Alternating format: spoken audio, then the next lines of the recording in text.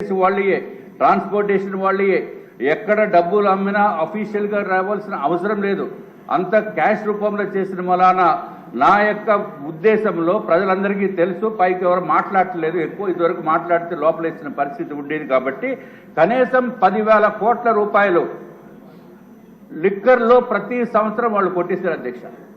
వైఎస్ఆర్సీపీ ప్రభుత్వం లిక్కర్లో కుంభకోణము 10,000 కోట్ల రూపాయలు సంవత్సరానికి తక్కువ లేకుండా ఉంది అని చెప్పి మీ ద్వారా నేను తెలియజేసుకుంటున్నాను అధ్యక్ష. సంవత్సరానికి మా అధ్యక్షురాలు పురంధేశ్వరి గారు కూడా మేము ఇదివరకు మన కేంద్ర ప్రభుత్వానికి కూడా లెటర్ రాయడం జరిగింది అధ్యక్ష. టోటల్గా మా లెక్కల ప్రకారం 30,000 కోట్ల రూపాయలు లిక్కర్లోనే వైఎస్ఆర్సీపీ ప్రభుత్వము దోపిడీ చేసింది అని చెప్పి మా యొక్క అభిప్రాయం. దోపిడీ డబ్బులు ఒకటే కాకుండా ఏదైతే ప్రజలు ఎవరైతే అది చీప్ లిక్కర్ని కన్జ్యూమ్ చేస్తున్నారో దాని మూలాన ఈ రకరకాల ఇబ్బందులు వచ్చినాయి. ఈ కిడ్నీస్ పోయినాయి, లివర్ పోయింది, రకరకాలైన ఇబ్బందులతోటి కంప్లీట్గా ప్రజల్ని సర్వనాశనం చేస్తుంది పాత ప్రభుత్వం అధ్యక్ష.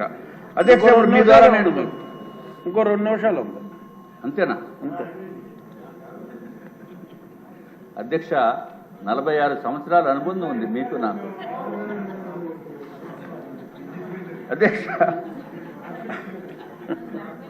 అధ్యక్ష.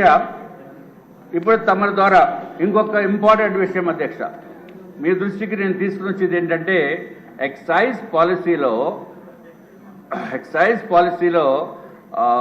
గౌరవ మంత్రివర్యులు కూడా వినాలి. ఎక్సైజ్ పాలసీలో హోంశాఖ మంత్రివర్యులు మీరు కూడా వినాలి. హోంశాఖ మంత్రివర్యులు ఎక్సైజ్ పాలసీ ప్రకారము 6 బాటిల్స్ కనుక ఇంట్లో ఎక్కువ ఉంటే వాళ్ళని తీసుకెళ్ళి అరెస్ట్ చేసేస్తున్నారండి. అఫీషియల్గా you cannot hold more than 6 bottles in a house. పాత ప్రభుత్వం ఉన్నప్పుడు చీప్ లిక్కర్ ఉండేది. బయట నుంచి ఎవరన్నా వచ్చినప్పుడు ఆ లిక్కర్ కూడా ఎవరన్నా ఇన్వైట్ చేసి తాగేవాళ్ళు కాదు. చిచ్చి ఈ లిక్కర్ మేము తీసుకోమని చెప్పేవారు అధ్యక్ష. అంటే మన ఉద్దేశం ఫోర్స్ఫుల్గాని కాదు. ఐ మీన్ బిజినెస్ హౌసెస్లో దిస్ ఇస్ కామన్ థింగ్. తర్వాత బయట నుంచి ఎవరన్నా ఎక్కడ అబ్రాడ్ నుంచి వచ్చినప్పుడు ఏదో గిఫ్ట్ ఇద్దామని చెప్పి ఆ గిఫ్ట్లు కనుక ఇస్తే అది కనుక పుచ్చుకుని దాని తర్వాత 6 బాటిల్స్ కంటే ఎక్కువ కనుక ఇంట్లో ఉంటే ఈ జగన్ గారు ఎక్కడ వేసేస్తారో భయం. అందుకని ఆ బాటిల్స్ ఎవరికో ఇవ్వటమో లేకపోతే మీ దగ్గర ఉంచండి అనుకుంటే వాళ్ళు ఆ గిఫ్ట్ కింద అనుకుని అవి లాగేసేవారు. సో రకరకాల ఇబ్బందులు ఫేస్ చేశారు నిజం అధ్యక్ష. కాబట్టి అంటే మీ దగ్గర టెంపరీగా ఉంచుతున్నాము మళ్ళీ తీసుకుంటాము అంటే బాగోదు కదా అధ్యక్ష. వాళ్ళు ఏమో మనం పంపిస్తే మనం గిఫ్ట్ ఇచ్చేమనుకుని పాపం ఎక్కడ మంచి లిక్కర్ దొరికింది కాదు వాళ్ళు ఆగించేవారు. మనం ఏం అడగలేనటువంటి పరిస్థితి, రకరకాల ఇబ్బందులు. కాబట్టి దయచేసి మీ ద్వారా ఎక్సైజ్ మంత్రివర్యుల్ని నేను కోరేది ఏంటంటే you have one permit personal consumption business హౌసెస్కి. మీరు బిజినెస్ హౌసెస్కి హై నెట్వర్త్ ఉన్న పీపుల్కి మీరు ఒక సంవత్సరానికి ఒక 10,000, 20,000, 30,000 ఎంతో కొంత అమౌంట్ పెట్టి they can hold some number of bottles అనేది ఒక పాలసీ తీసుకొస్తే భయంగా బతకవలసిన అవసరం లేకుండా ఉంటుంది అధ్యక్ష. ఇది దయచేసి ఇది కొంచెం సెన్సిటివ్ కింద అనిపించినా నేను మన వాళ్ళని అడిగాను చెప్తానంటే వద్దు బాగోదన్నారు. కానీ but this the fact, you have to accept the reality. So మంత్రివర్యుల్ని దయచేసి ఇది ఒక ఇండివిజువల్ కన్జంప్షన్కి ఒక పర్మిట్ తీసుకునేటట్టు బాటిల్స్ హోల్డ్ చేసుకునేటట్టు ఇంట్లో పర్సనల్ కన్జంప్షన్ కింద ఉంచాలి అధ్యక్ష. అయిపోయింది. ఇంకొక విషయం అయిపోయింది అధ్యక్ష. ఇప్పుడు ట్యాక్సెస్ మనకి 2022-23 అధ్యక్ష 45,985 crores మనకు చూపించడం జరిగింది అధ్యక్ష. రివైజ్డ్ ఎస్టిమేట్లో 23-24 49,605 కోట్లు మాత్రం చూపించారు అధ్యక్ష. బడ్జెట్ ఎస్టిమేట్లో మాత్రము 2024-25లో ట్యాక్సులు వస్తున్నాయి కాబట్టి 61,989 కోట్లు చూపించారు. చాలా పెద్ద ఎత్తున మనకి ఇది వచ్చే అవకాశం ఉంది అధ్యక్ష. సుమారు 12,000 కోట్లు 12,000 కోట్లు మీరు చూపించారు కాబట్టి ఏదైతే ఏపీ టిడ్కో హౌసింగ్ కాంట్రాక్టర్స్కి ఇవ్వాల్సిన పేమెంట్స్ కూడా దాంట్లో బడ్జెట్లో ప్రొవిజన్ చూపించలేదు అధ్యక్ష.